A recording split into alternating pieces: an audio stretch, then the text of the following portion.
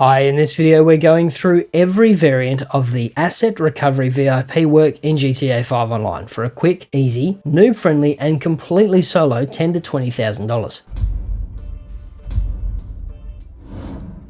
Hi and welcome back, my name's Dan and I'm an old grumpy gamer. Grand Theft Auto is a truly massive game. Between GTA 5 and the constant updates from Rockstar for GTA Online, there's no shortage of new content and interesting things to do. Join me then as we look at every single variant of the Asset Recovery VIP work in GTA 5 Online. Before we dive in, if you're new to the channel, we do how-to guides, news and giveaways, so consider subscribing and ringing the bell to stay up to date. So this is a fantastic little free mode mission that you can do whenever you have 5 minutes spare, and is a great way to net a quick $10,000 to $20,000 or so completely solo. This works in a standard online free mode session or in an invite only lobby. Sadly, you can't do this one in a solo or crew session though. One of the really neat things about the asset recovery missions is they can be done even without any purchases. Now, the payment for this series of missions depends on the type of vehicle we retrieve, with cars fetching $20,000 or so and bikes or bikey things only netting 10 for more or less the same effort. Fortunately,